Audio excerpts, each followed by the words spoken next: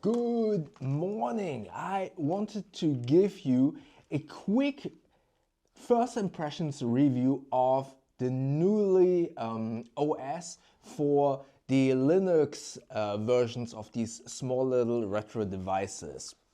Because last night I thought, hey, everyone is kind of raving about Knulli, so I thought install it on the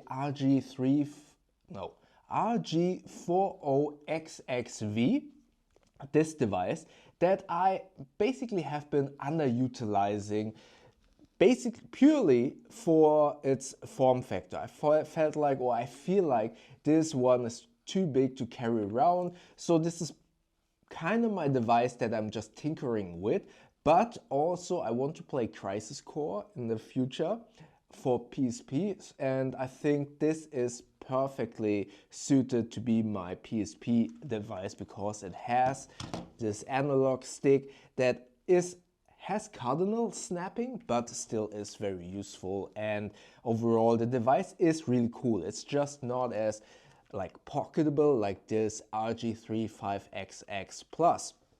On this I run MuOS or Mustard OS in the Pixi version, which is really snappy.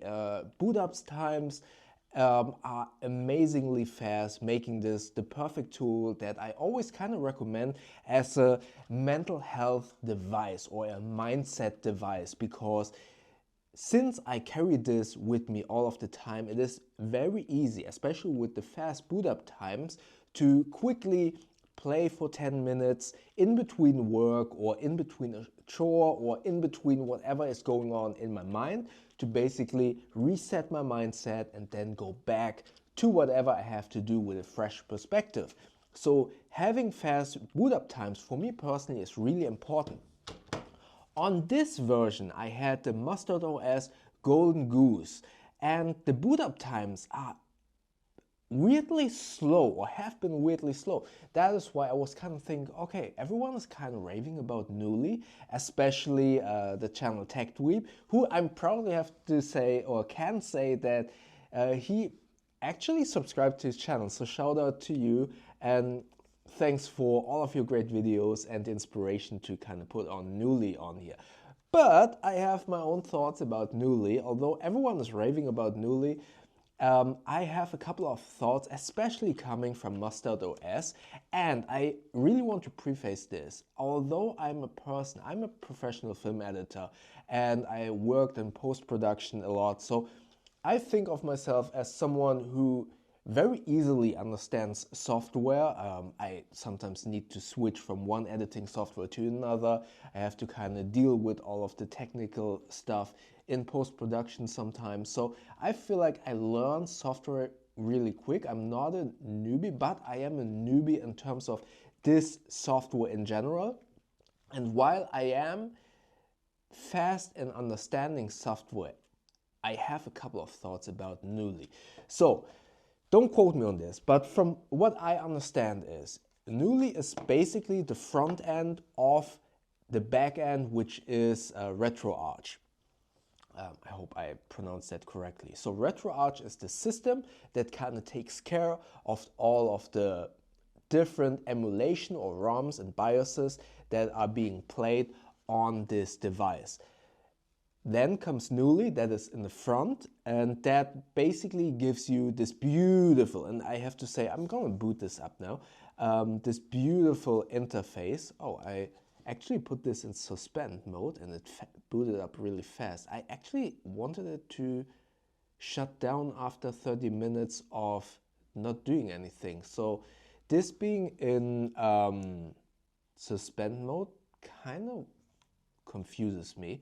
Again, this kind of brings me to what I was just about to say, that all of this, sorry, I was kind of confused. I was just talking about the front end, right? So what you see here is the Knulli front end that gives you this beautiful interface that looks, in my humble opinion, really, really good. But again, it's the front end of the RetroArch backend that takes care of everything. And just for comparison, let me just switch on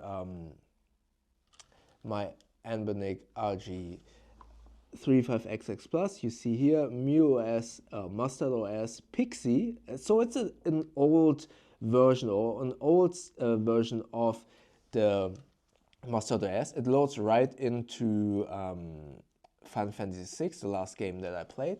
But let me just show you. As you can see, this is the front end and basically the system that looks, I mean, I chose a very simplified theme. It looks very simple, but that's the beauty of Mustard OS. It is very lightweight, for the lack of a better description. So you can see here, this is Knulli. It looks obviously much more beautiful than Mustard OS. But since this is a two-part system, again, please don't quote me on this, and this is a very first impression. I installed it last night. I tinkered with it maybe about an hour, and then I went back to bed. So first and foremost, the installation process extremely easy. You need to kind of flash your mini SD, maybe do a little bit of a install project tutorial, maybe. No, there are so many, Tech Dweeb and all of the other channels, they have so many good tutorials. I'm not going to do a video about that, but I can tell you the install process of this was really easy. To be fair, on Mustard OS it was really easy as well. So, but this felt extremely easy.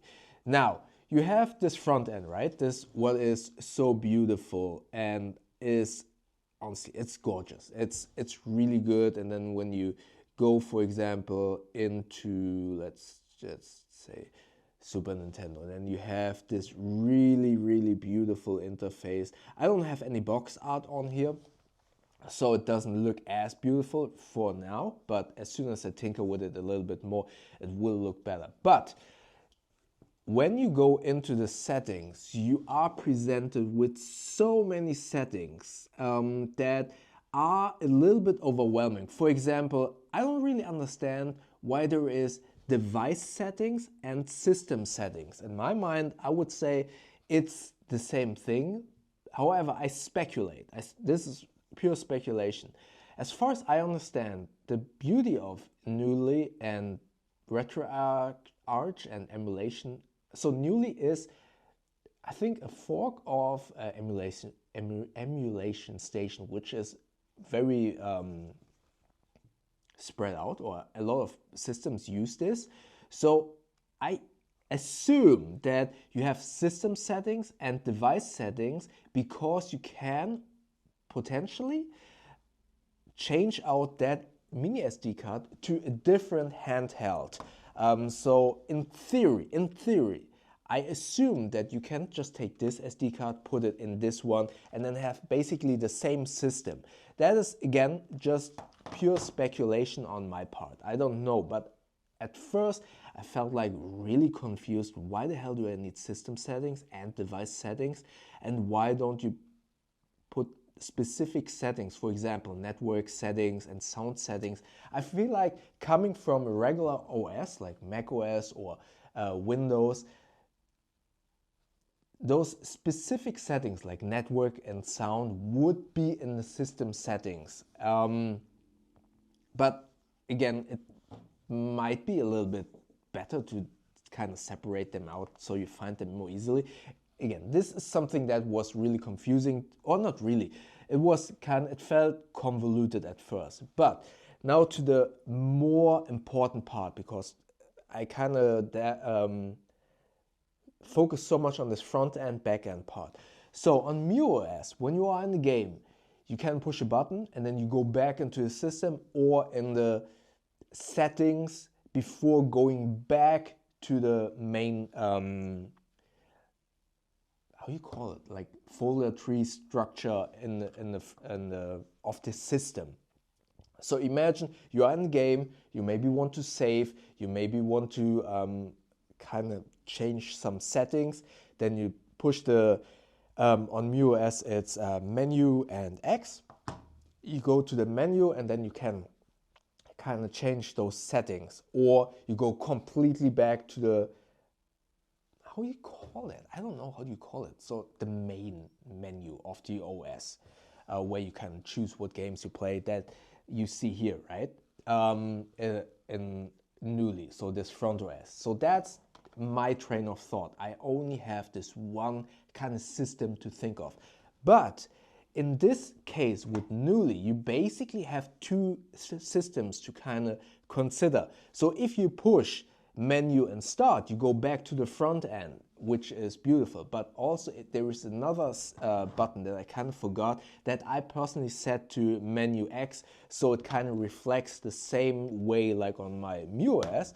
You go to the RetroArch system menu, which is a little bit confusing because there are even more settings. So you can basically, you have settings for Knulli, the front end, but you have also settings for RetroArch. And those settings are so vast and a lot that is a little bit confusing. I can totally see that some people really like this, but when you see all of the settings, especially on a smallish screen, obviously this is bigger than on this one, but even on this, it felt like there are so many lines and you get kind of lost in all of these settings. Again, this comes from first impression, and I do know that when you buy these devices, at first you have RetroArch on them, and I kind of forgot if those settings were also that confusing, but because you didn't have a front end, you basically only were in RetroArch, it didn't overwhelm you with two layers of settings in a way. Again, I really want to emphasize this. This is from first impression. I only tinkered with this for an hour yesterday night after a long day of work. So maybe my brain wasn't computing that much yesterday yet. But yeah, this is my first impressions review about this. And I can totally say that I do love the front end, but I kind of still need to wrap my head around these settings. Especially, I'm confused because in the power settings, I told him to, after 5 minutes, to dim down, and then you go into this second layer of power saving. So you have, again, this is something where you can get overwhelmed with the amount of settings. You have the first layer of power saving. So it says, if the device is idle for 5 minutes, what shall I do? And I put it to, okay, switch off the display. And then it says extended power saving mode.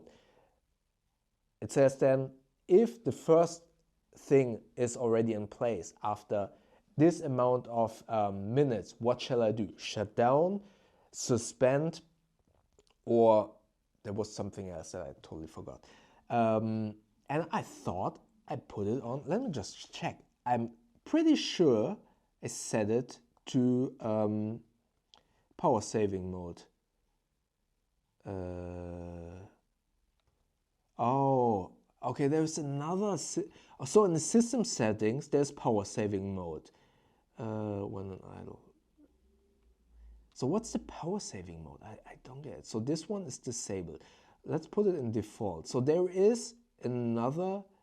So in device, there is power management. This is where it said, okay, first, after 5 minutes, display off. Then, after 30 minutes, shut it down. It didn't do that.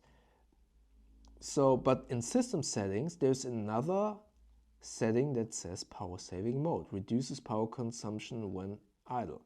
Let's put it in default. I don't know why it didn't shut off.